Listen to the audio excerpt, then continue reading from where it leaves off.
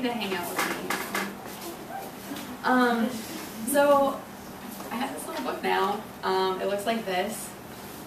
And I'm trying to figure out if I can have Isaiah put it up as like a free ebook on Lulu. I don't know how that works though. So hopefully he'll be able to do that at some point. So I didn't really do anything thematic for the hero reading. I'm sorry. So what I'm going to do is I've been eyeing this poster over here that says "Do not destroy trees, art, and Jewish thought." So what I'm going to do is take thoughts that aren't necessarily intrinsically connected to heroism and try to connect some of the poems as heroic poems. Maybe. I don't know. It's probably not going to work at all. So the first poem in this chapbook is called Highway Meditation. And this is a poem I wrote, first wrote it. This is like the 5th or 6th version of this poem, when my sister Megan moved to California and I was left in New York. So this is Highway Meditation. Start empty, in a blue automobile, going west, going home to bed, for it is night in all New York and quiet on all sides. A beam of headlight gazes the running gray of I-90, flowing, speckled, dull stars in the great bruise of galaxy below and before and behind. And as it will occur in every mind on every road, that all roads become one, everywhere, a gigantic web of concrete arms creating a road beast reaching out across humming grass and dust, steel and snow holding close the landlocked continentals. And as it will occur when the earth becomes electric, the highway struck hot with wire thunder, all silent cars creeping the one road at night will become burning bulbs, human flesh melting like mercury in a great heat. And finally, a tragedy becomes real. And as it will occur in all minds in new godliness, we will know where we have come.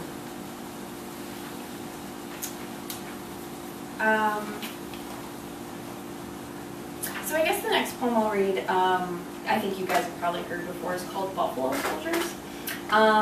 And this was one of the first poems that I wrote when I moved out to California.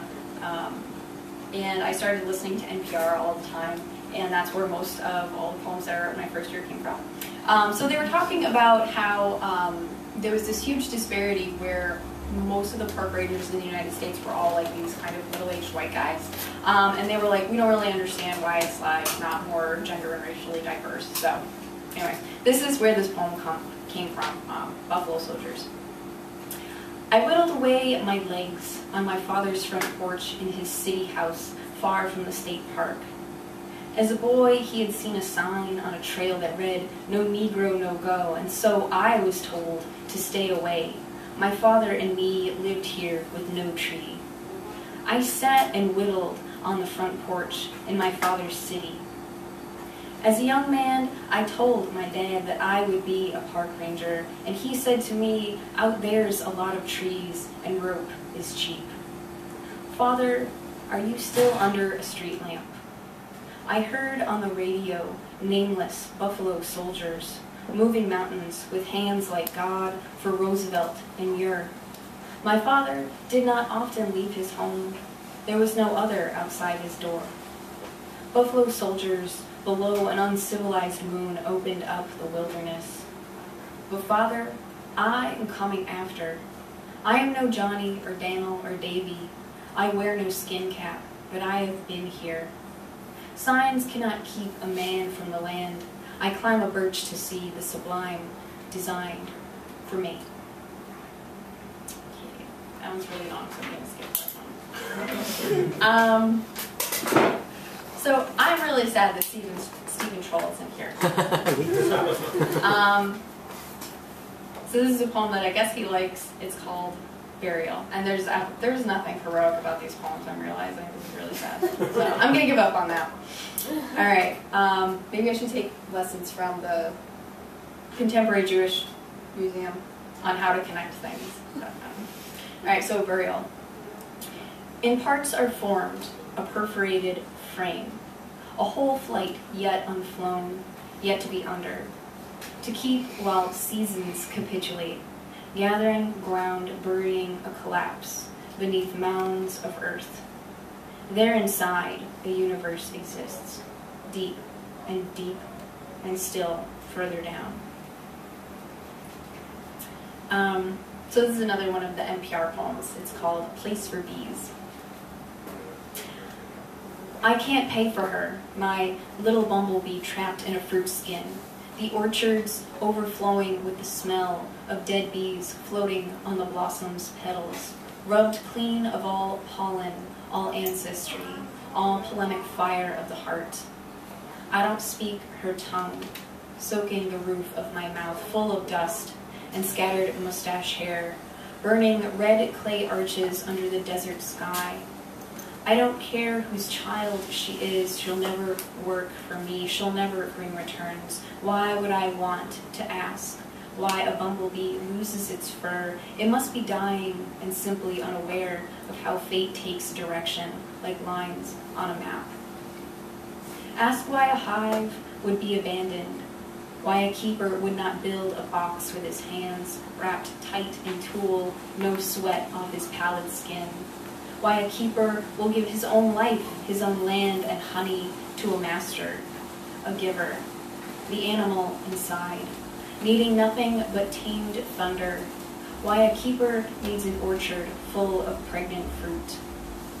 A keeper loses nothing from a barren world that must be dying and simply unaware of how fate takes direction, like people starved hollow, sitting before a TV fire. Why would a keeper build a house for bees that do not smell familiar, that do not smell like him? Would a keeper save himself if he is dying and simply unaware that honey comes not from his fingers, but from survival, cross-pollination, a home building itself out in the open, undivided and without keep? I guess I'll just read the very last poem. And this is the title poem. And this is one that I wrote for Denise Newman, and I really, really hated it when I turned it into her, and then she was like, I really like this. So it ended up staying, and I tried to continue to write poems like this, and it just never worked out. But, so, those of you who are still at CCA, take a workshop. Is anyone here still a student? You are? Yeah. Poetry, Denise Newman, she's pretty cool. She's really good. Alright, so this is Future Sounds. And this is a poem that I dedicated to a professor of mine, Elmira, who is cool because it's kind of, he's like my colleague now, but I still kind of idolize him, so it's kind of cool. But I'm hoping to teach a course with him next year, and it's going to be called, it's a course that I actually took as an undergrad. It's called Countercultures, American Countercultures, the 1960s and beyond. And so I'm doing a lot of research right now on the beats, because that was kind of my thing when I was an undergrad, and I don't really like them anymore, but they're kind of an important part of that class. So here's hoping that I get to actually work with this guy. But this is Future Sounds for Charlie Mitchell. Always means a facsimile of the first, the real epicenter, the 1980 San Francisco, a future in which I am actualized in famine. This simple formula gaining ground, always foraging for another word, another sound like a fortune teller on Fox Hunt, pushing out the Flexion stereo. This is floating, always overhead, just out of reach, fluctuating in time, rhythm, giving form to a story of fallout, a savage animal dream, a future of imagination, a false pretense of promise, and fallout behind me always, meaning always, just behind me.